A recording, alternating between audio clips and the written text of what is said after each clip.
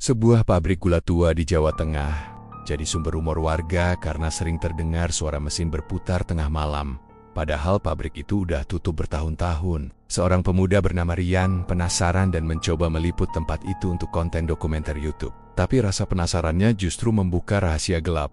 Pabrik itu ternyata tempat pesugihan darah, di mana para pemilik dulu bersekutu dengan makhluk halus penghuni pabrik untuk mempertahankan kejayaan mereka. Dan saat Rian masuk ke dalam, batas antara dunia manusia dan dunia gaib perlahan kabur. Sebelum lanjut ke ceritanya, jangan lupa subscribe channel Mystery Story, tekan tombol like jika kalian suka dengan ceritanya. Dan silakan tulis di komentar jam berapa dan dari kota mana Anda menonton, dan pastikan tonton sampai selesai karena setiap detiknya penuh misteri yang belum pernah terpecahkan. Di sebuah daerah kecil dekat Purwodadi, ada satu bangunan besar yang jadi pembicaraan orang-orang kampung sejak dulu. Pabrik gula tua, berdiri tegak tapi lusuh.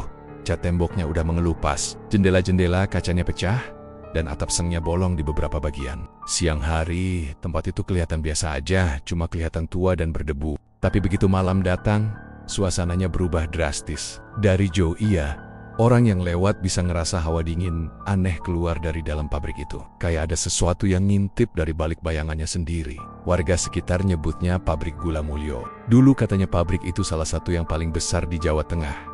Jadi tempat kerja ratusan orang. Tapi sejak tahun 1998, pabrik itu resmi ditutup tanpa alasan jelas. Katanya sih karena bangkrut. Tapi orang-orang tua di sana percaya ada penyebab lain. Setelah beberapa pekerja meninggal aneh satu persatu, dan beberapa lagi tiba-tiba hilang tanpa jejak, pabrik itu mendadak sepi, dan semua alat-alatannya dibiarkan begitu aja. Hari itu, sore menjelang malam, langit lagi mendung tebal, udara lembab, aroma tanah basah bercampur gula gosong masih terasa samar di sekitar area pabrik. Di warung kecil di depan jalan besar, 3 anak muda lagi nongkrong sambil ngopi. Salah satunya Rian, umur 25 tahun, YouTuber yang sering bikin konten misteri. Rambutnya agak berantakan, kameranya tergantung di leher, dan matanya penuh semangat.